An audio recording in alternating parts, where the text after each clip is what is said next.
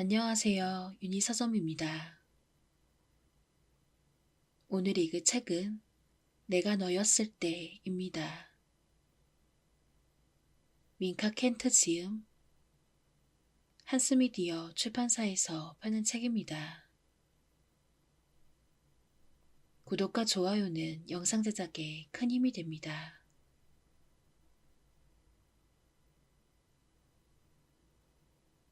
제1부 브리엔. 내가 운이 좋았다고들 했다. 의사와 간호사, 그리고 달없는 하늘 아래 칼에 찔리고 폭행당해 피투성이인 채로 내 사무실 앞 골목에 쓰러져 있던 나를 발견한 경찰까지 다들 같은 말을 했다. 운이 좋아 죽지 않았다고. 정말 그럴까? 내 인생은 그 사건을 기점으로 나뉜다. 그 사건을 겪은 후로 나는 완전히 다른 사람이 됐다. 더 이상 예전의 나는 없다. 죽은 것이나 다름없는 상태라고 해야 할까? 하지만 하루가 끝날 무렵에도 나는 여전히 숨을 쉬고 있다. 그러니 죽었다고는 할 수 없겠지. 심장은 여전히 고동치고 혈관에는 그날 밤 수혈받은 낯선 이의 피가 흐른다.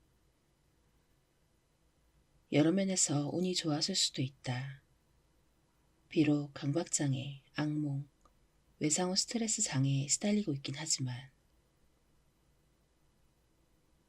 늦봄의 한기가 여전히 공기 중에 남아있는 화요일 아침이다. 나는 앞 베란다 그네 의자에 앉아 세상을 둘러본다. 분홍색 베고니아에 물을 주는 옆집 이니드 데이비스에게 손을 흔든다. 털이 비단처럼 부드러운 골든 리트리버들을 데리고 산책 나온 최근에 은퇴한 클링 앤 비어드 부부에게도 미소를 지어준다. 그리고 자전거를 타고 보도로 달려나가는 학생들을 멍하니 바라본다.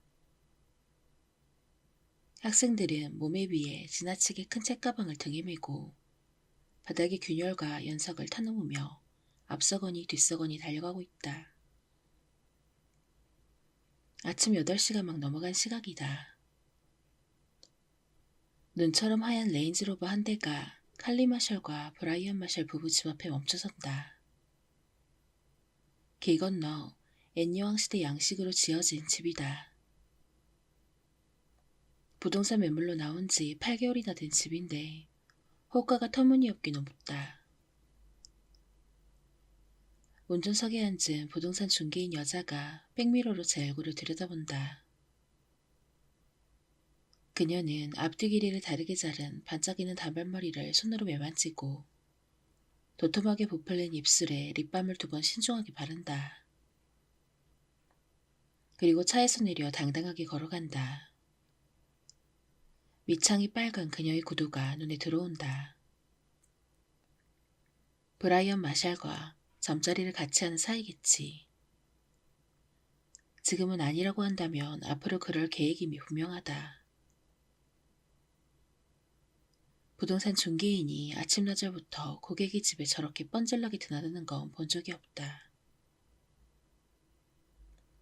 부동산 시작의 최악의 때도 이 거리에 위치한 앤 여왕시대 양식의 주택이 수개월 넘게 팔리지 않은 적은 없다. 브라이언이 현관문을 여자 중개인 여자가 안으로 들어간다. 창문의 커튼은 여전히 드리워져 있다. 집 바깥의 삶은 여전하다. 누가 보지 않는다고 생각될 때, 아무도 모른다고 여겨질 때, 사람들은 온갖 추합한 일을 저지르며 나를 경악하게 만든다. 마치 그럴 권리라도 있다는 듯 분노를 일으키는 뻔뻔한 짓거리를 서슴지 않는다. 나를 습격해 핸드백과 지갑과 손목시계를 빼앗고 죽게 내버려둔 뒤 밤의 어둠 속으로 사라진 범인처럼 한밤중에 몰래 뒤에서 다가와 남의 머리를 거물 벽돌에 쳐박고 칼로 찌르고 귀중품을 강도질한 뒤 달아난 그놈처럼 대체 어떤 인간이라야 그런 짓을 저지르고도 깔끔히 잊고 유유히 일상으로 돌아갈 수 있을까? 나는 짐작도 못하겠다. 적어도 자기가 한 짓을 돌이켜 생각하지 않는 불효일 것이다. 악한 자들은 자신이 저지른 나쁜 짓에 대해 곱씹지 않는다. 내가 칼리 마셜과 좀 더 가깝게 지냈다면, 지나가다 손 한번 흔들어주는 것 이상으로 친한 사이였다면, 그녀가 남편이 하는 짓에 대해 귀뚜미라도 해줬을 텐데, 내가 끼어들 일이 아니긴 하지만 당하는 사람이 적어도 진실을 알고 있기는 해야 하니까. 그것은 신께서 우리에게 주신 권리이고 우리는 그 권리를 누릴 자격이 있으니까. 최근 6개월 동안 나는 사람들을 관찰하며 많은 시간을 보냈다. 덕분에 유익한 교훈을 얻게 됐으니 영 쓸데없는 짓은 아니었다. 지난 30년 동안 나는 사람들을 크게 의심하지 않고 살았다. 사람들 내면에 존재하는 선량함을 믿었다. 내가 어느 날 데이트라인 뉴스에 강도를 당한 불쌍한 멍청이로 등장하게 될 줄은 꿈에도 모른 채 그저 순탄한 삶을 살아왔다. 내가 겪은 사건은 전국적으로 보도돼 방구석 탐정들의 탐욕스러운 호기심을 채워줄 수대로 내던져 있었다. 나는 혹시 그 사건에 관해 뭐라도 알고 있는 사람이 나타나줄지도 모른다는 생각에 방송에 출연하기까지 했다. 하지만 부질없는 짓이었다. 내 사건은 미지근하게 회자되다가 곧 식어버렸다. 이제 나는 사람들이 얼마나 이기적인지 잘 안다. 사람들은 거짓말을 하고 바람을 피우고 남의 물건을 훔치고 상처를 주고 조정하고 비밀을 만든다. 흔해 빠진 가면을 쓰고서 심지어 살인까지 저지른다. 어떤 사람들은 비대한 자아와 본능이 인생이란 차를 운전하게 내버려두고 제정신은 멍하니 조수석에 앉힌 채 자기 입속만 챙기며 살아간다. 이런 생각에 너무 오래 붙들려 있었는지 머리가 욱신거린다. 이러다 또 두통에 시달리며 온몸의 기운을 뺏길지도 모르겠다. 이미 너무 많은 하루하루를 두통 때문에 망쳐왔다. 클링 앤 비어드 부부가 금빛털이 달린 개들을 데리고 또다시 저 앞을 지나가며 내게 손을 흔든다. 나는 고개를 끄덕이고 미소를 지으며 화답한다. 부드럽고 미적지근한 밀평이 불어와 주변의 나무들이 바스락거린다. 몇 초 후 단색 운동복을 입고 발목에 모래주머니를 찬 여자 둘이 길 건너 보도를 따라 빠른 걸음으로 지나간다. 몇 분 뒤 브라이언 마셜의 집에서 부동산 중개인 여자가 나온다. 치마가 살짝 삐뚤어졌고 머리를 한쪽 귀 뒤로 대충 넘긴 모습이다. 그녀는 곧장 SUV 운전석에 올라앉아 그곳을 떠난다. 우리 집 쪽으로 향한 브라이언의 집 커튼이 슬쩍 열린다. 그제야 집 안으로 햇볕을 들이든 모양이다. 내 의심이 사실로 확인된 순간이다. 옆집 이니드의 집 베란다에 매달아 놓은 풍경이 바람에 흔들리며 딸랑거린다. 레지 번스틴이 집 앞 진일로를 빗자루로 쓸고 있다. 헬버슨의 집 스플링클러가 치익치익하며 잔디에 물을 뿌리기 시작한다. 이 동네에 또다시 아름다운 하루가 시작되려 한다. 집 안으로 들어가기 전 마지막으로 한 번 더 동네를 둘러본다. 100년 넘은 떡갈나무들 사이로 흩뿌려지는 아침 햇살. 묵직한 머리를 달고 산들바람에 하늘하늘 춤추는 연한빛깔 모란들. 가죽끈으로 둘러맨 순종 개들과 함께 산책하다가 돌아가신 내 외주부님이 완벽하게 복원해 놓은 앤 여왕과 빅토리아 여왕 시태풍의 집을 바라보느라 멀뚝 울타리 너머에 멈춰선 이웃들. 복잡한 문양의 축에 바람개비 장식이 달려있고 벽곡 지붕이 절반만 올려져 있는 우리 집을 가리키며 그들은 저 집 좀 보라고 서로에게 말한다. 세월의 흐름조차 비켜간 듯 박물관의 전시품처럼 잘 보존된 이 집에 사는 게 어떤 기분일지 그들은 무척 궁금해할 것이다. 아마 집 주변을 빙 둘러싼 베란다에 나와 레모네이드를 마시고 성탄절이면 격식 있는 현관 입구에서 손님들을 맞이하고 퀴너색 블러프시 사교 모임 숙녀들과 함께 집 뒤의 장미정원에서 오후에 차를 마시는 자신들의 모습을 상상하겠지. 여기는 식구가 여럿 있는 가족이 살기에 적합한 집이다. 이런 집을 나 혼자 쓰고 있으니 때로는 미안한 마음이 들기도 한다. 이 집에는 30살 여성 브리엔 두그레이가 혼자 살고 있다. 집의 4분의 3은 아예 쓸 일이 없다.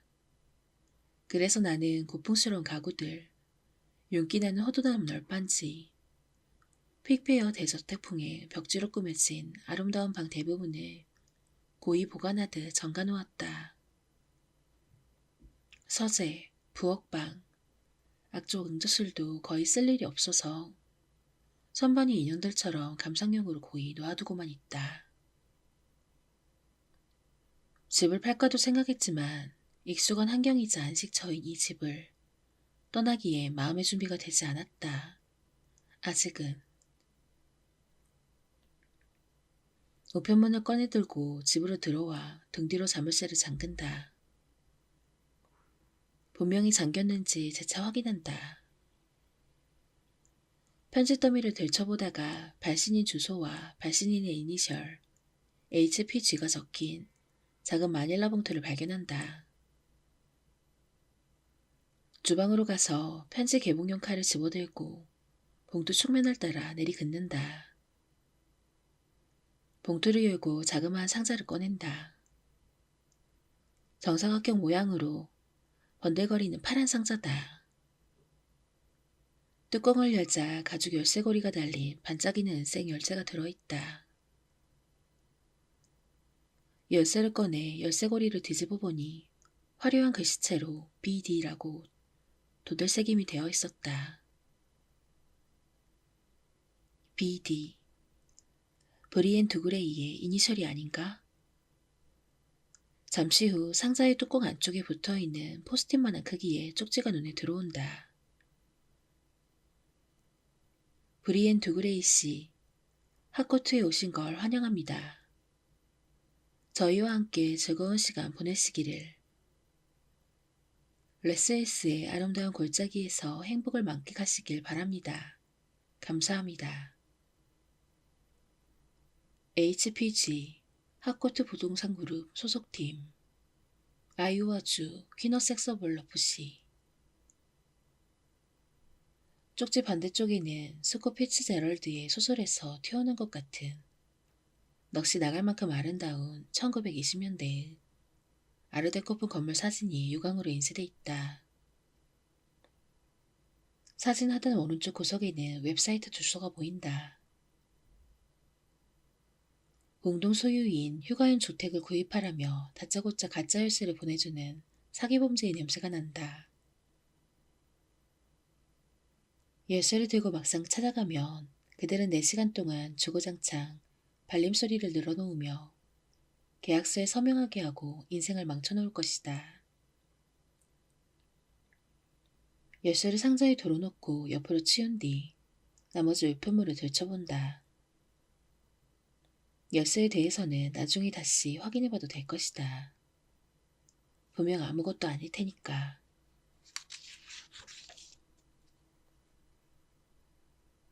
화요일 저녁 6시 40분. 우리 집에 세대로 사는 나이얼이 귀가했다. 나는 그와 함께 저녁을 먹고 싶어서 일부러 늦지막히 식사를 차렸다. 종종 그렇게 한다. 나이얼은 그런 내게 늘 고마워하는 것 같다. 나는 요리를 하지 않을 때면 그가 식사하는 모습을 조용히 바라보곤 한다. 그는 칠면조 샌드위치와 사과 한 알, 딸기맛 그린 요거트 같은 것으로 저녁을 때운다. 대충 먹고 치울 수 있는 차가운 음식이다. 영양가와는 거리가 멀다. 하루에 12시간씩 서 있어야 하는 의사인데도 새처럼 조금 먹는다. 그러니 때로는 따뜻한 음식을 먹게 해줘야 한다. 냄새 좋네요. 뭐예요? 뒷문으로 들어온 아이얼이 청록색 수술복에 달려있던 신분증을 떼면서 묻는다. 셰퍼드 파이요. 우리 할머니는 위안을 주는 음식을 차려주곤 했다. 덕분에 내가 만들 줄 아는 요리의 4분의 3은 캐서롤 냄비 요리다. 그가 씩 웃자 낯빛이 환해지면서 또렷한 이목구비 얼굴이 한결 부드러워진다. 크리스탈처럼 맑으면서 움푹 들어간 눈동자. 그리고 각진 턱 때문에 진지한 표정을 지으면 인상이 차가워 보인다. 하지만 기분이 좋을 때면 밝은 눈빛 하나만으로도 방안을 온통 환하게 만들 수 있는 사람이다. 혼자 먹기엔 양이 많네요. 나는 무심한 척 그를 저녁 식사에 초대하곤 했다. 이제는 굳이 초대하지 않아도 그와 나는 함께 저녁을 먹는다. 그가 우리 집에 산 지 몇 개월 됐다. 괴한에게 습격당한 후 혼자 살기가 두려워진 나는 그를 세입자로 들였다. 잠깐 샤워하고 내려올게요. 그는 지나가면서 두 손으로 내 어깨를 지그시 붙들어준다. 그의 발소리가 이내 2층으로 멀어져 간다. 나는 5분의 타이머를 맞춰놓고 식탁을 차린다.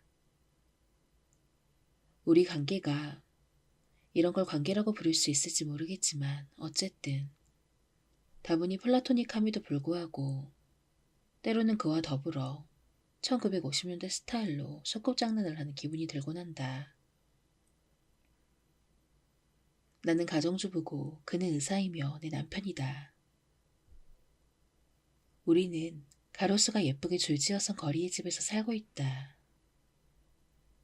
우리는 정치나 종교에 대한 얘기는 일체하지 않으며 우리 인생에서 가장 즐거운 이야기만 오로지 입에 올린다.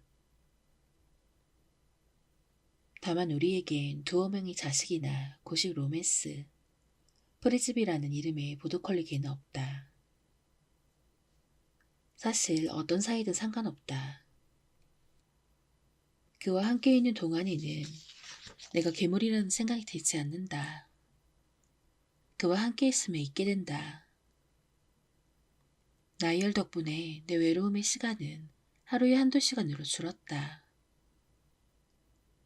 그가 곁에 있는 동안 나는 내 인생 자체가 되어버린 괴상한 거품에서 잠깐씩이나마 벗어날 수 있다.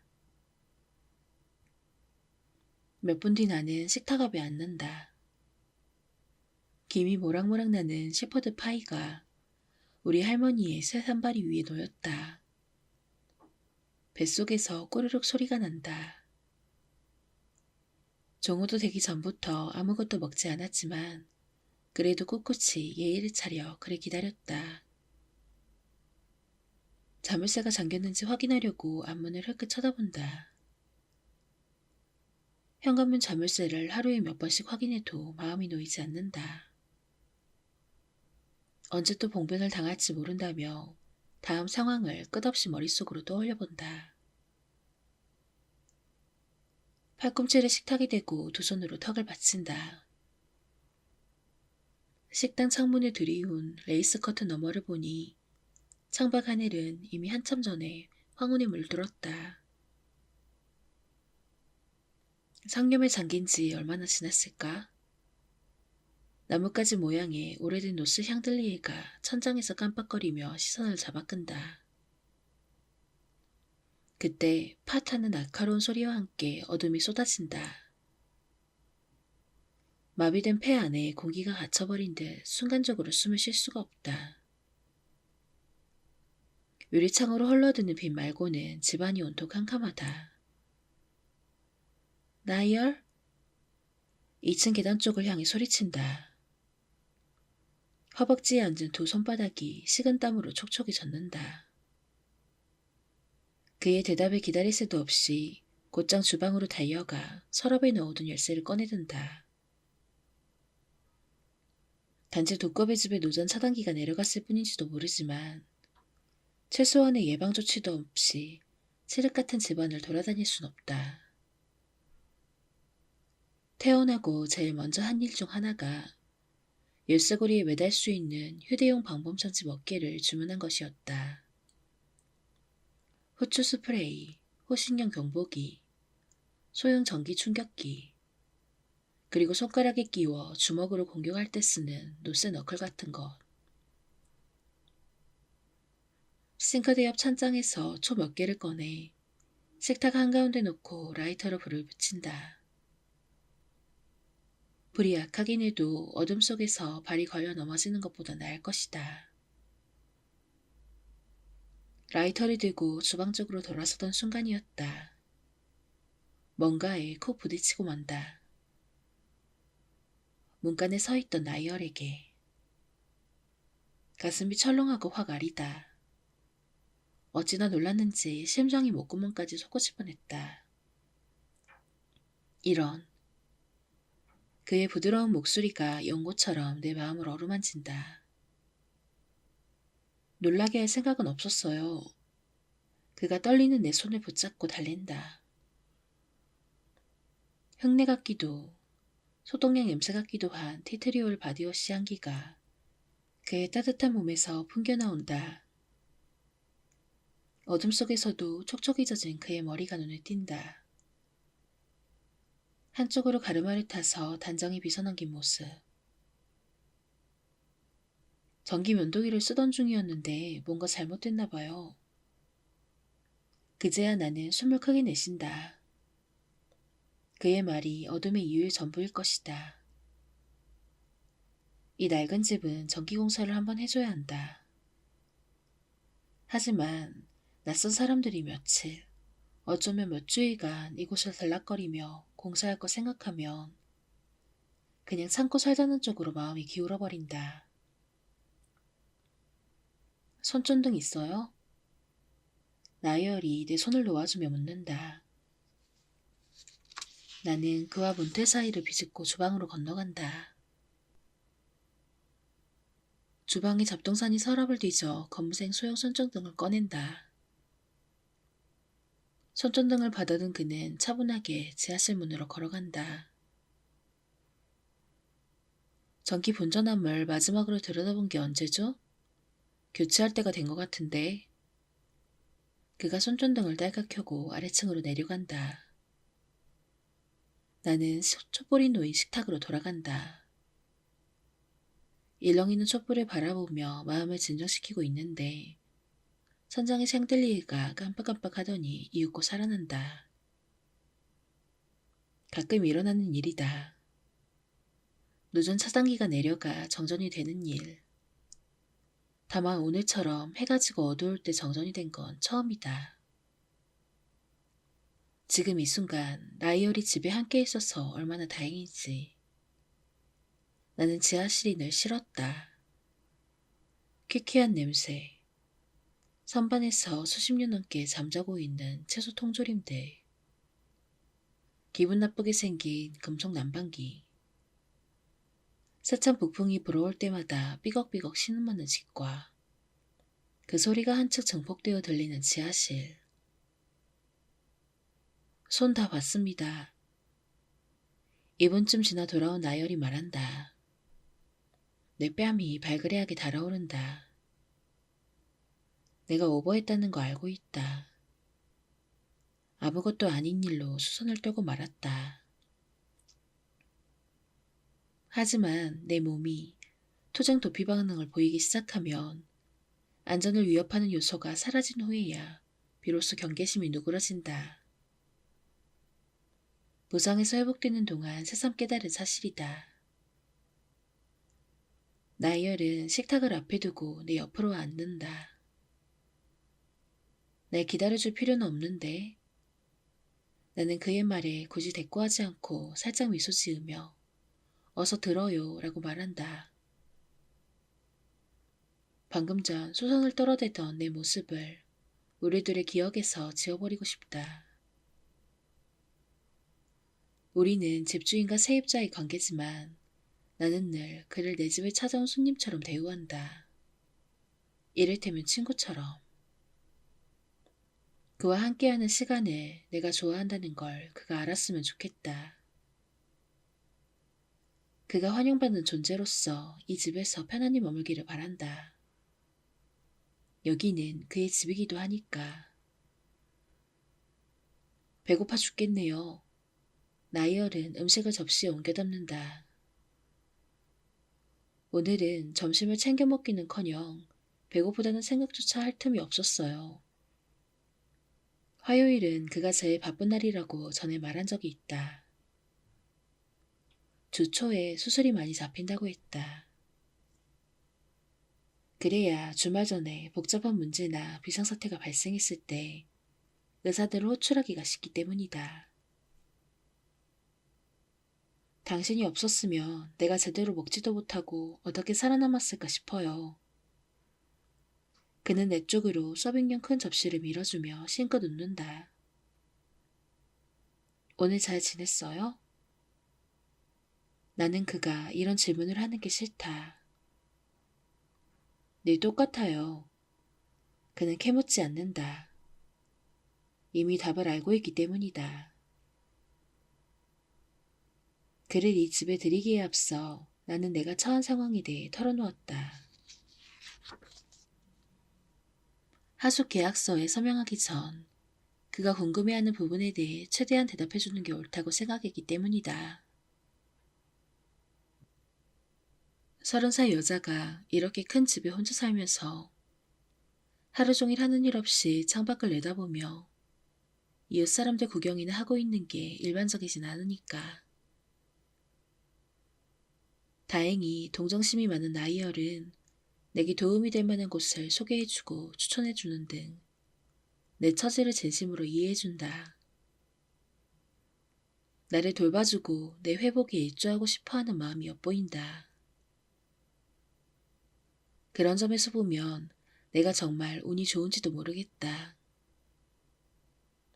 나이얼과 나는 음식을 먹으며 친근한 눈빛을 주고받는다.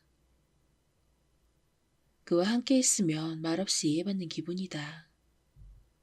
다른 이와는 불가능한 공감대다. 친해진 지 얼마 되지 않았고 편의상 형성된 관계임에도 불구하고 여러 면에서 그를 평생 알아온 것 같은 느낌이다. 그가 예전에 나를 알았으면 좋았을걸. 내가 활기차게 사회생활을 하던 시절, 아침, 점심, 저녁 가리지 않고 휴대폰으로 쉴 새 없이 전하며 문자가 오던 시절. 당시 나는 모두가 부러워할 만한 휴가 계획을 세우곤 했고 흥미로운 대화 주제도 많았고 얼굴에서 미소가 떠나지 않았다. 어쩌면 내면 깊숙한 곳에는 아직 예전의 내가 존재할지 모른다. 나는 무너진 심리의 잔해와 감정의 잿더미 아래서 예전의 나를 끄집어내려 애쓰고 있다. 예상보다 오래 걸리고 있긴 하지만 아직 포기하진 않았다. 우리는 말없이 식사를 마친다. 그는 의사로서 환자의 비밀을 지켜야 할 의무가 있기에 그날 하루에 대해 길게 말하지 않는 편이다. 얘기하더라도 두루뭉술하게 넘어가곤 한다. 그는 의사들끼리만 이해하는 농담을 잘하는 편이라 나는 예의상 웃어준다. 오늘 저녁은 배도 부르고 기분도 괜찮고 분위기도 적당히 고요해서 하루가 흡족하게 마무리되는 것 같았다. 먼저 식사를 마친 나이얼은 접시를 싱크대 개수대로 가져간다. 잠시 후 물 쏟아지는 소리가 들린다. 다 먹은 접시를 들고 그의 곁에 가보니 따뜻한 세제물이 개수대 절반쯤 채워져 있다. 그는 긴 팔에 고무장갑을 끼고 거품이 보글보글 나는 물에 스펀지를 담근 뒤 접시 하나를 물에서 끄집어낸다. 설거지 안 해도 되는데요. 무슨 그런 말씀을. 우리는 늘 이렇게 밀고 당긴다. 내가 요리를 하면 그는 설거지를 하겠다고 고집을 부린다. 나는 그럴 필요 없다고 말하면서도 속으로는 무척 고맙다. 사람의 목숨을 구하는 그의 귀한 손이 냄비와 프라이팬, 포크를 스펀지로 문질러 닦고 있다. 강인한 어깨의 근육이 팔 동작에 맞춰 부드럽게 움직인다. 잠시 후 나는 서랍에서 마른 행주를 꺼내 그가 씻어놓은 접시들을 닦아 정리한다. 나이얼과 나, 우리는 좋은 팀이다. 설거지를 마친 그는 고무장갑을 벗어서 싱크대 옆에 나란히 깔끔하고 산뜻하게 걸쳐둔다. 그만 올라가 볼게요. 그는 날씬한 엉덩이에 두 손을 짚고 말한다. 나는 시계를 흘끗 돌아본다. 아직 이른 시간이다. 실망한 마음을 밝은 미소 뒤에 감춘다. 서재에 있을 테니 필요하면 불러요. 2달 전 나이얼은 위층의 빈 방 중 하나를 서재로 써도 되는지 물었다. 그러라고 하자 그는 코냑색 체스터필드 가죽 소파, 고전과 의학 교과서로 가득한 책상, 초록색 가시 달린 뱅크스 램프와 마호가니 책상을 그 방에 채워 넣었다. 나는 그에게 저녁 때 뒤쪽 음적실에 와서 함께 편하게 텔레비전을 봐도 된다고, 퇴근해서 2층에 줄곧 혼자 머무르지 않아도 된다고 몇 번이나 말했다. 하지만 그는 긴 하루를 마치고 나면 혼자 있어야 비로소 긴장이 풀린다고 했다. 홀로 서재에 들어가 문을 닫고 차분히 하루를 마감하는 게 좋은 모양이다. 잘 자요. 어느새 그는 시야에서 사라진다. 나는 내 방으로 가 회색 플란넬 잠옷바지와 부드러운 저지 티셔츠로 갈아입고 주방으로 돌아온다. 밤마다 마시는 캐모마일 차를 우려내고 멜라토닌 3mg을 복용하기 위해서다. 나는 밤에 좀처럼 잠을 이루지 못한다. 그렇다고 약효가 센 수면제를 복용할 수도 없다. 처방받은 수면제를 먹으며 몇 날 며칠 내리 자버리게 되고 처방전 없이 산 약을 먹으면 잠들지는 못하고 다음날 정신만 혼미하다. 2가지 약을 적당히 섞어 먹으면 약효도 어느 정도 있고 야간 공포증도 거의 밀려들지 않는다. 차추전자를 개수대로 가져가 수도꼭지 아래 받쳐들고 원수 손잡이로 돌린다. 물이 채워지는 동안 잠시 몽상에 잠긴다. 머릿속에서 나는 집이 아닌 다른 곳에 가 있다. 세인트 토머스 섬이다. 2년 전 동성 친구들과 함께 그 섬에 놀러가 8일 동안 지낸 적이 있다. 눈부신 햇살과 모래사장, 특대 사이즈 칵테일잔에 꽂힌 선명한 색깔의 앙증맞은 우산 장식으로 빛나던 나날이었다. 재미있네. 그때 우리 넷은 무척 친했는데. 내가 괴한에게 습격당한 후로 친구들은 이유도 말해주지 않고 내 인생에서 사라져버렸다. 내 삶은 늘 그런 식인 것 같다. 주변 사람들이 말도 없이 내 곁을 떠나는 삶. 친구들에 앞서 엄마가 그랬다. 어느 날 엄마와 나는 조금씩 녹아내리는 아이스크림 콘을 먹으며 공원에서 놀았는데 다음날 엄마는 언젠가 데리러 오겠다는 말과 함께 나를 외가에 맡겼다. 그리고 그날 이후로 돌아오지 않았다. 과거에 대한 상념을 떨치고 현재로 돌아온다. 차 주전자에 물이 넘치고 있다. 주전자를 옆으로 옮겨든 채 수도꼭지 너머 창문으로 눈을 돌려 유리창에 비친 내 모습을 바라본다. 그리고 비명을 지르고 만다. 내 뒤에 키 큰 사람의 형체가 서 있었다.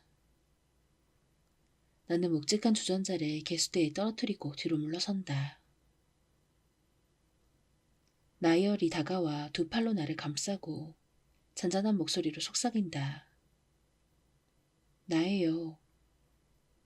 따뜻한 기운이 내 온몸을 감싼다. 잠시 후 그가 나를 품에서 놓아준다. 나는 콩강대는 가슴에 손바닥을 얹는다. 오는 소리 못 들었어요. 미안합니다. 그는 두 팔을 약간 들어올리며 말한다. 일하면서 소리 없이 걷는 게 습관이 돼서. 괜찮아요? 그는 이마에 주름을 잡으며 내 어깨에 한 손을 얹는다. 놀라게 해서 몹시 미안해하는 표정이다. 얘 괜찮아요. 나는 고개를 끄덕이고는 물이 잔뜩 쏟아진 싱크대 카운터 쪽으로 돌아선다. 내가 닦을게요. 그는 재빨리 카운터에 물을 닦고 차 주전자를 가스레인지에 올린다.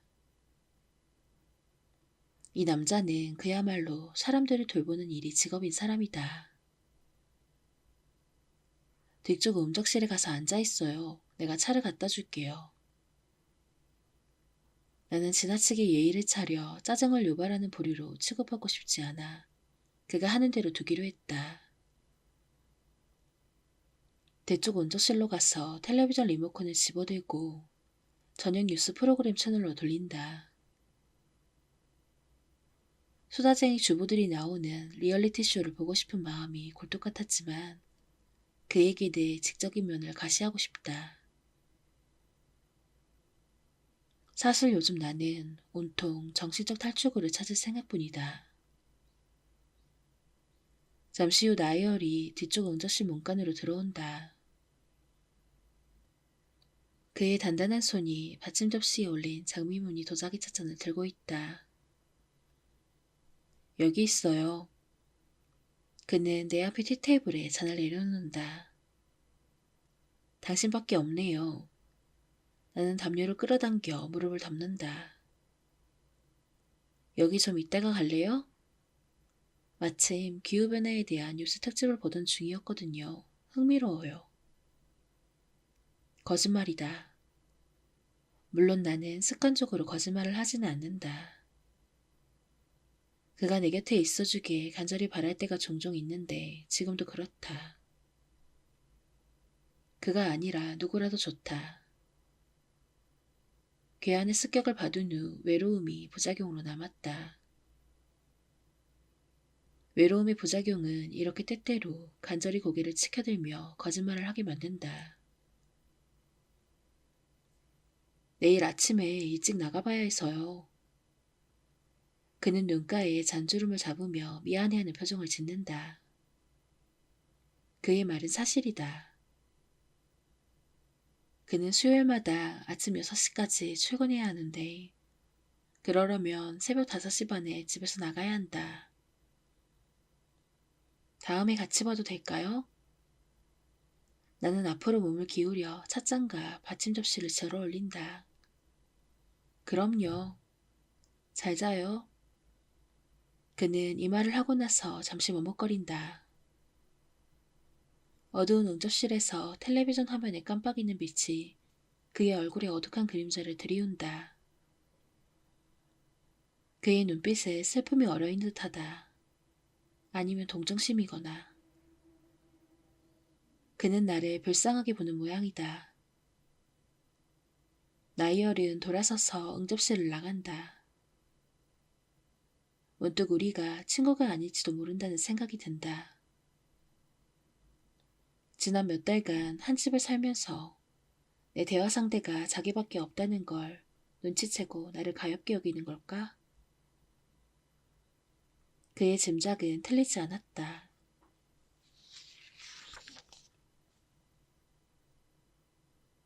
수요일 아침 나는 다시 조심스레 앞 베란다로 나간다. 나무 그네에 앉아 커피를 마시며 세상이 깨어나는 풍경을 바라본다. 우편으로 열쇠를 보내온 HPG라는 곳에 아침 일찍이 전화를 한다. 그리고 블론드 로스트 커피를 새로 끓이고 날씨를 확인한 뒤 옷장에서 니트 카디건을 꺼낸다. 집 주변 떡갈나무 가지에 앉은 개똥지 바퀴들이 지저귀고 한 무리의 학생들이 자전거를 타고 보도를 달려 내려간다. 뒤처진 한 아이가 친구들에게 기다리라고 소리친다. 몇 주 방학이 되면 동네의 낮 풍경이 좀 더 활기차게 될 것이다. 좀 더 안전해진다는 뜻이다. 주변에 사람들이 있는 게 좋다. 증인들이니까. 어떤 일이 벌어질지는 아무도 모른다. 애들이라도 눈은 있다. 남의 이목을 끌고 싶지 않은 자들에게 목격자의 시선은 범죄에 대한 의지를 꺾게 만든다. 나를 공격한 자에 대해 생각해본다. 지갑을 가져갔으니 내가 어디서 사는지 알 것이다. 무작위로 강도짓을 한 게 아니라면, 다시 돌아와 내 목숨을 끊을 작정이라면 어디로 찾아가야 하는지 정확히 알 것이다. 하지만 경찰들은 범인이 무작위로 범행 상대를 고른 거라고, 공격하기 쉬운 상대를 찾은 것뿐이라고 말했다. 그 일은 11월에 어느 화요일 밤에 일어났다.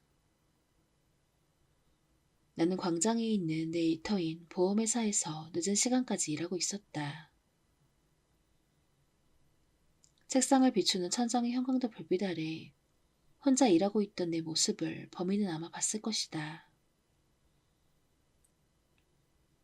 내가 사무실을 나와 앞문을 잠그고 어두운 골목으로 들어가는 모습도 봤을 것이다.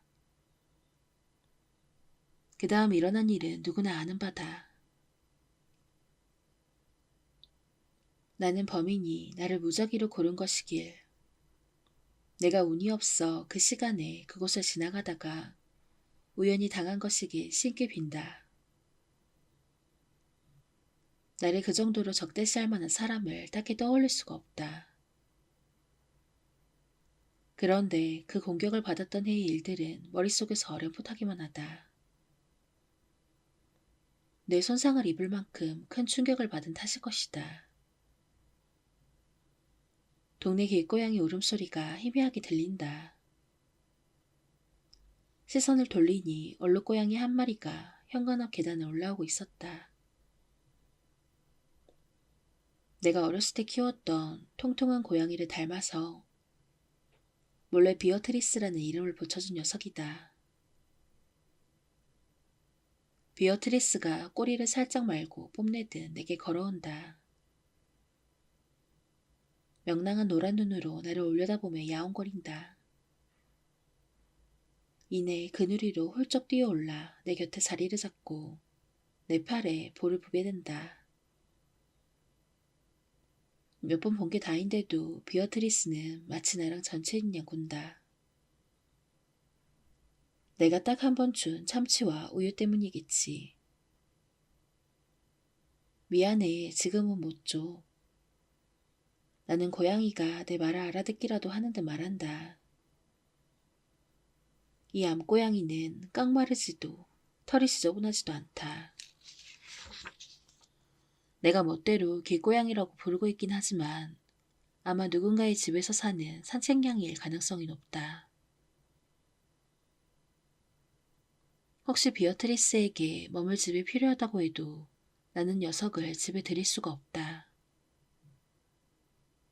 언젠가 나이얼이 자기는 꼬리 달린 네 발 짐승에게 심한 알레르기가 있다고 한 적이 있어서다.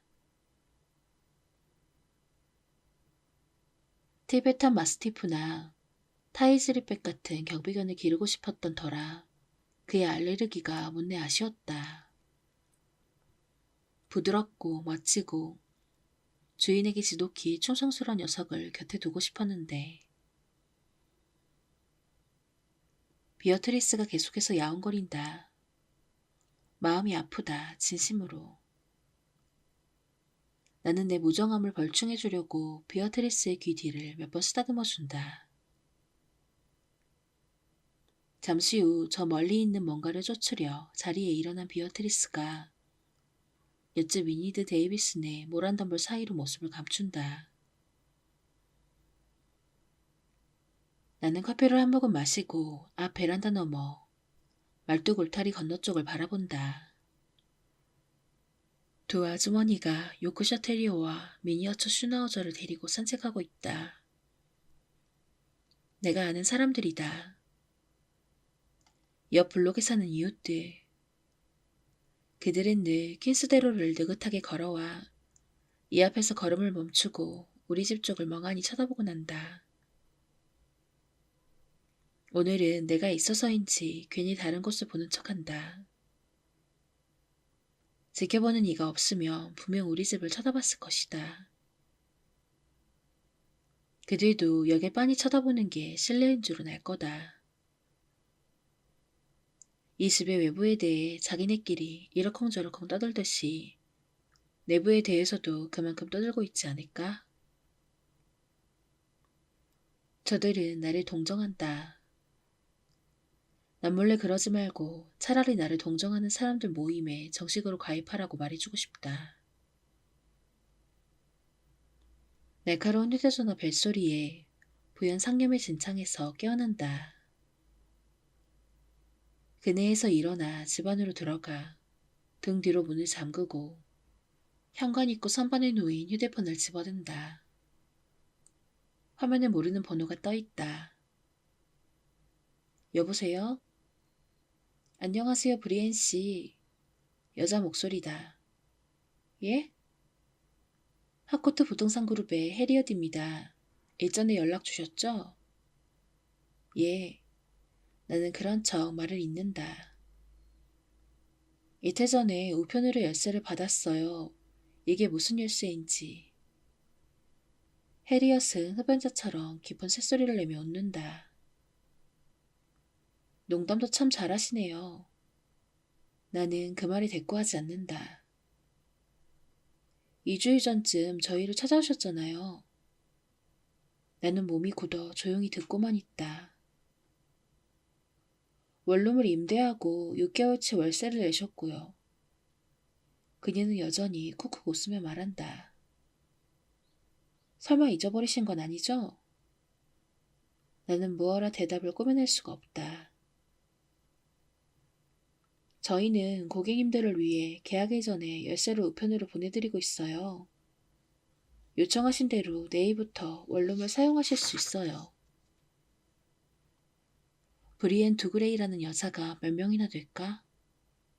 한 동네에 2명이 있을 수 있나? 말도 안 된다. 해리엇은 노래하듯 말한다. 여보세요? 아직 안 끊으셨죠, 두그레이 씨? 나를 습격한 누군가가 다크웹, 그러니까 인터넷 암시장 같은 곳에 내 신분을 팔았을 가능성이 있다. 나인 척하는 여자가 내 이름으로 원룸을 임대했다면 내 인생을 피폐하게 만들고 악몽처럼 나를 괴롭히는 질문에 대한 답을 그녀가 줄 수도 있지 않을까? 예, 혼란스럽게 해드려서 미안합니다. 전화까지 해주시고 고맙습니다. 전화를 끊는데 이마에 식은땀이 맺히고 복부가 묵직하게 짓눌리는 느낌이다. 이건 큰 단서일 수도 있다. 6개월이 다 되도록 우리는 범인에 대한 실마리 하나를 찾아내지 못했다. 범인을 잡으려면 일단 내 이름으로 원룸을 임대한 여자가 경계심을 갖도록 해서는 안 된다. 내가 접근하는 걸 알아챈 순간 여자는 도망쳐버릴 수 있다. 심장이 쿵쾅쿵쾅 뛰는 소리가 귓속을 울린다. 주변의 공기가 훅훅 달아오른 듯하다. 새로이 얻게 된 충격적인 정보로 인해 내면의 가장 깊숙한 곳이 흔들리고 있다. 나도 모르게 현관앞 복도를 서성인다. 얕은 숨을 쉬면서 빠른 걸음으로 앞으로 갔다 뒤로 갔다를 반복한다.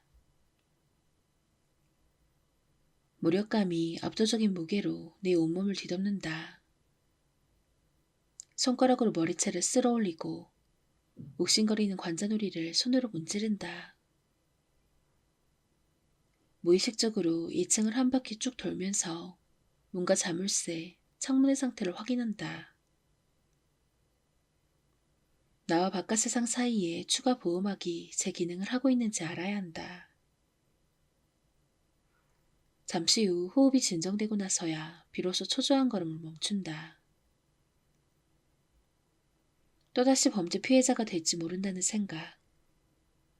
누군가 내 신분을 도용해 이미 끔찍한 일을 겪은 나를 또 괴롭히려 한다는 생각을 분노로 곱씹으며 종일 시간을 허비할 수 없다. 도통약을 먹고 몽롱한 상태로 이틀 정도를 흘려버릴 수도 있다. 하지만 내 행세를 하는 또 다른 나를 찾으려면, 합법적으로 내 것인 신분을 되찾으려면 정신이 맑아야 한다. 차분해야 한다. 섣불리 과잉 반응을 해서는 안 된다. 예전엔 내가 사냥을 당했지만 이젠 내가 사냥을 할 차례인지도 모른다.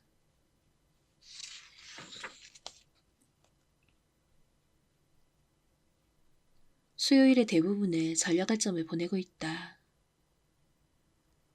무턱대고 쳐들어가 상투적으로 총부터 들이대며 브리엔 드그레이라는 이름을 훔친 여자에게 내 신분을 내놓으라고 요구할 수는 없다. 그랬다가 미친 여자로 몰려 경찰차 뒷좌석에 실린 채 집으로 돌려보내질 공산이 크다. 온 동네 사람들이 커튼 뒤에서 창밖을 내다보며 저 불쌍한 젊은 여자가 드디어 완전히 돌았구나 할 것이다. 가급적 품위 있고 우아하게 진취적으로 대처해야 한다. 전략적으로 처신해야 한다. 행동에 나서기 전에 내가 처한 상황을 제대로 파악해야 한다. 동명이인을 찾아주는 사이트 How Many of Me를 통해 알아보니 미국의 이름이 브리엔인 사람은 1700명이 못 된다. 성이 두그레이인 사람은 122명 정도이고 이름이 브리엔 드그레이인 사람은 1명뿐이다. 신용조회 사이트에서 내 신용 상태를 확인한다. 마지막으로 확인해 본 게 언제였는지 기억도 나지 않았다. 화면 상단에 행복하게 웃는 모습에 초록색 얼굴 일러스트가 나타난다. 지난 12개월간 신용 상태를 확인한 적이 없고 새로 만든 계정도 없고 최근에 신용 관련 활동을 한 적도 없고 신용 점수는 여전히 양호한 814점이다. 어떤 여자인지 몰라도 내 신분은 훔쳤으되 내 신용정보는 도용하지 않았다. 아직은. 화이트 페이지, 피플 파인더, 트루스 파인더, 피플, 패스트 피플 서치, 스포키오. 같은 사람 찾기 사이트를 차례로 뒤져본다. 클릭 클릭 클릭. 브리엔 로럴린 드그레이처럼 엉뚱한 중간 이름이 들어간 사람이 검색되거나 내 집 주소와 전화번호 일부만 애매하게 노출되고 나머지는 결제를 해야 보여주는 식의 정보일 뿐이다. 두 손에 얼굴을 묶고 숨을 깊게 들이마신다. 관자놀이를 손가락으로 쿡쿡 누르다가 두피를 문지르며 긴장을 풀어준다. 사설 탐정을 고용하지 않는 이상 더 찾아낼 수 있는 정보는 없을 듯하다. 금융사기 사건도 아니니 경찰을 찾거나 FBI에 신고할 수도 없다. 가명을 쓰는 게 딱히 불법도 아니다. 유명인이나 고위 인사들은 늘 그렇게 한다. 어쩌면 철저한 신분 확인 없이 임차인을 받는 아파트일 수도 있지 않을까? 임차인에게 이름과 서명, 최근 은행 잔고 증명서 외에는 아무것도 요청하지 않는 수상한 집주인도 많다. 눈앞에 현금 다발을 들이밀거나 임대료를 미리 지불하기만 하면 임차인 이름이 에이브람 링컨이라 한들 아무 문제도 안 된다. 줄곧 책상 앞에 앉아 컴퓨터 화면을 들여다보던 나는 피곤해진 눈을 문지르며 이만 일어선다. 주방 쪽으로 걸어가는데 양 무릎에서 두둑 소리가 나고 오른쪽 어깨가 결린다. 답을 참는답시고 인터넷을 뒤지느라 몇 시간을 허비한 결과다. 바깥을 내다보니 땅거미가 깔리기 직전이다. 내가 꽤 여러 시간 그러고 있었던 모양이다. 주방으로 천천히 걸어가 차가운 카베르네 와인 한 병과 대없는 와인잔을 집어든다. 예전에는 퇴근하고 오면 밤마다 레드와인을 한 잔씩 따라 마셨다. 저녁에 작은 촉배를 기대하면서 하루를 보내기도 했다. 최근에는 특별한 때만 이 와인을 꺼내 마신다. 이를테면 나이얼과 함께하는 저녁 식사 같은 때. 그와 함께 시간을 보낼 때는 레드와인만한 게 없다. 주방 카운터에 몸을 기대고 와인을 조금씩 마신다. 어느새 눈빛이 흐릿해진 나는 오늘 무수히 답을 찾아 헤맨 과정을 머릿속으로 되짚어본다.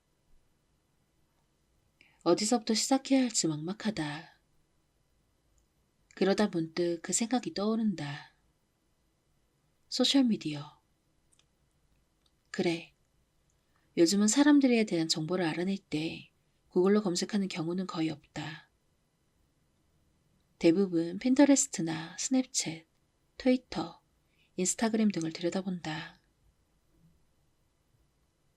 나는 인터넷 친구들과 낯선 이들에게 내 일상의 세세한 부분까지 드러내는 걸 결코 좋아하지 않는다. 그런 면에서 소수 집단에 속해 있다고 할 수 있다. 페이스북부터 시작해보기로 한다. 사용자가 20억 명이 넘으니 그 여자를 찾을 가능성이 높지 않을까? 쓰고 버릴 이메일 주소로 임시 계정을 만드는 데만 몇 분이 걸린다. 클릭을 몇 번 하고 설정 프롬프트들을 전부 무시하자 마침내 제대로 검색 결과가 뜨기 시작한다. 어느새 미지근해진 와인을 한 모금 마시고 검색창에 내 이름을 친다. 엔터키를 친 뒤 숨을 죽이고 결과를 확인한다. 브리언 두그레이, 브리엔 두그레이, 브리엔 올컷 두그레이, 브리에나 딜런 두그레이, 브리엔 두그레이. 뭐야? 놀란 나는 손으로 입을 막으며 작은 정사각형이 담긴 한 여자의 사진을 들여다본다. 나를 빼닮은 얼굴이지만 절대 나는 아니다. 나는 페북 계정이 없다. 만든 적도 없다. 그 여자의 페북 페이지를 훑어보며 로딩을 기다린다. 곧 웃고 있는 여자의 사진들이 홍수처럼 쏟아진다. 윤기 나는 흑갈색 단발머리의 그녀는 소셜미디어 프로필을 삶의 환희로 가득 정성을 다해 채워놓았다. 프로필을 보고 있자니 머릿속이 오염된 기분이다. 소개란에는 그 여자가 퀸어 섹서블러프시의 58 그린 홍보대 행사에서 일한다는 간략한 설명이 적혀 있었다. 시카고의 더 빈이라는 유명 조각상 옆에서 찍은 여자의 사진이 보인다. 에펠탑 옆에서 찍은 사진도. 너저분한 금발과 탄탄한 체격에 버버리 스카프를 두른 잘생긴 남자와 함께 찍은 사진도. 모슬린 천으로 감싼 아기를 안고 있는 사진에는 새로 태어난 조카가 너무 예쁘다는 글이 적혀 있다. 일상의 모습뿐이지만 나는 집요하게 한 장 한 장 클릭하고 마이너스를 지웠다 놓았다 하면서 미세한 단서라도 찾기 위해 화면을 확대해 들여다본다. 이제 그만 다른 사이트를 살펴봐야지 하는데 문득 이 여자의 친구 목록을 확인해봐야겠다는 생각이 든다. 큰 기대는 하지 않는다. 다크웹에서 내 신분을 돈 주고 샀다 하면 굳이 내 지인들과 친기묻기를 할 이유는 없을 것이다. 하지만 전체적으로 개상한 이 상황에서 어쩌면 핵심에 가까이 왔을 수도 있는데 친구 목록을 확인해보지 않고 넘어가는 건 태만한 짓일 것이다. 나는 땀에 젖은 손바닥을 허벅지에 문질러 닦인 뒤 커서를 움직여 친구 목록으로 가져간다. 친구 이름을 검색하는 난부터 털어보는 게 제일 쉬울 듯하다. 검색란에 두그레이라고 치자 이 여자와 친구 맺기야 내 가족들 이름이 뜬다. 3명이다. 데니스 두그레이, 내 친할아버지의 남자 형제, 코네티컷주 거주. 클라우디아 두그레이, 내 친할아버지의 여자 형제, 캘리포니아주 거주. 캐리 두그레이 스타인, 데니스의 손녀. 나는 의자에 앉은 채 뒤로 물러나며 두 손으로 머리를 쓸어 넘긴다. 그래, 좋아, 심호흡을 하자. 조금 생각해보면 어떻게 된 일인지 알 수 있을 듯하다. 데니스와 클라우디아는 각각 80대 후반과 초반의 노인이다. 소셜미디어를 잘 다루는 분들이 아니다. 어느 날 문득 페북에서 날 찾아보다가 이 여자를 발견하고는 나인 줄 알고 친구 추가를 했을 것이다. 1년에 한두 번 이상 페북을 들여다보지도 않을 분들이니 이 브리엔이 내가 아니라 전혀 모르는 여자라는 것도 알아채지 못하셨겠지. 잔에 남은 미지근한 와인을 마저 마신 뒤에도 진정이 되지 않는다.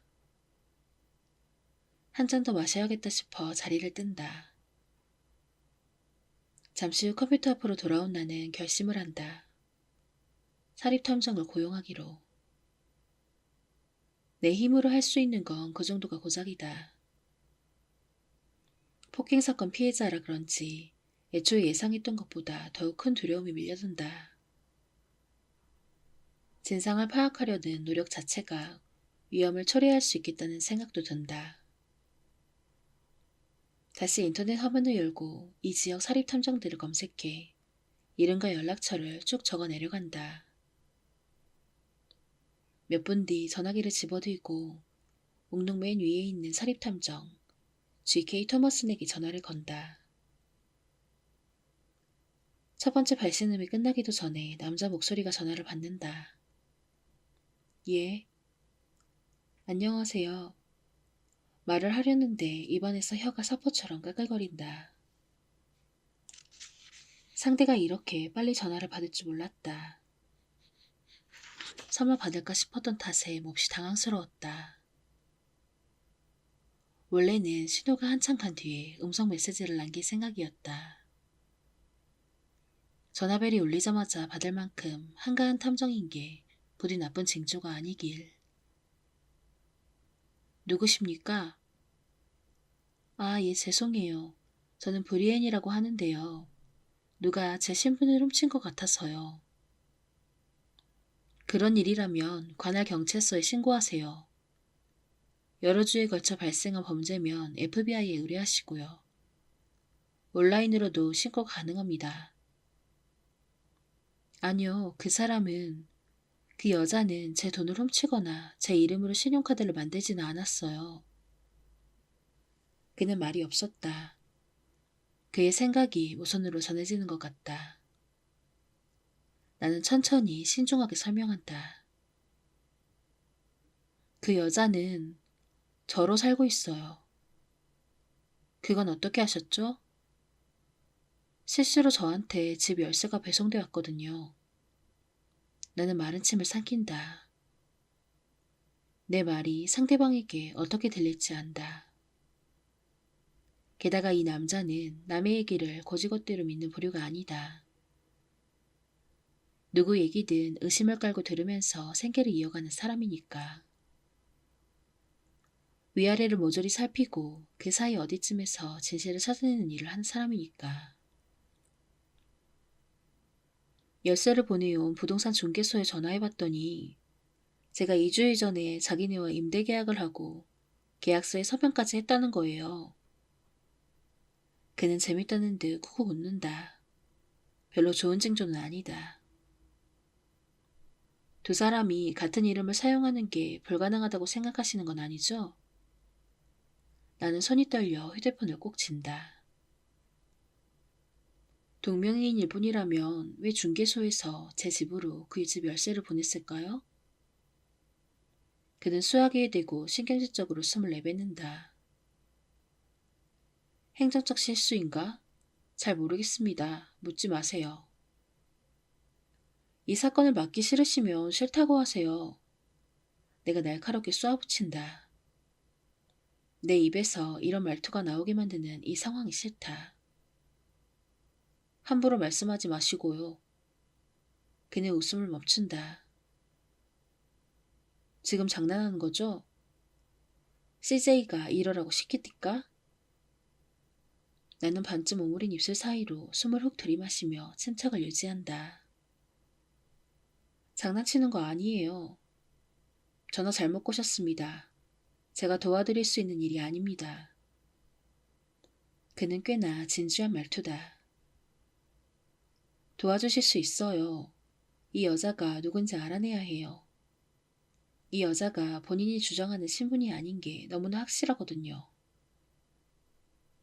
아니요, 아닙니다. 당신한테 필요한 건 사립탐정이 아니라 의사예요. 정신과 의사. 제정신이 아니구만요. 뒷밤이 달아오르고 속에서 열불이인다. 무안에서 이렇게까지 열이 확 올라본 게 언제였는지 기억도 나지 않는다. 지금 나는 생판 처음 대화하는 사람에게 바보 취급을 당하며 굴욕감을 느끼고 있다. 엿이나 먹어라. 나는 전화를 끊고 벌떡 일어나 방 안을 서성인다. 이 추악하게 얽힌 거미줄을 풀어내야 한다. 아무도 내 말을 믿어주지 않는다면, 나를 미쳤다고 생각할 뿐이라면 혼자서라도 해보는 수밖에 없다. 오늘이 며칠인지 얼마나 오래 잠을 잤는지 모르겠다.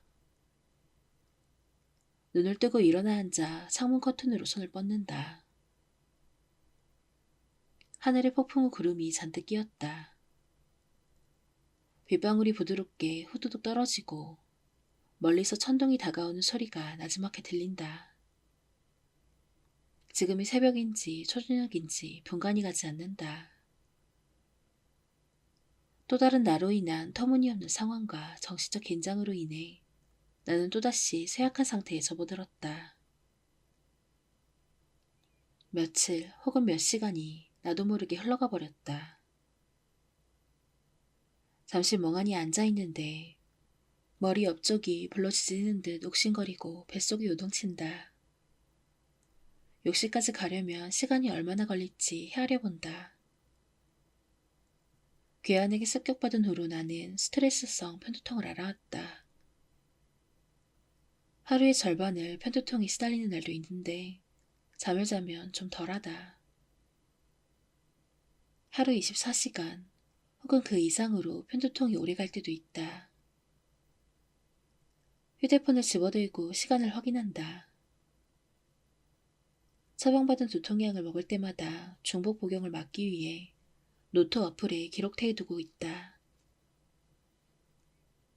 시각이 잔뜩 예민해져서인지 어두운 방에서 휴대폰 화면을 볼 생각만 해도 벌써 두통이 심해지는 느낌이다. 눈을 반쯤 감은 채 방에서 천천히 걸어나간다.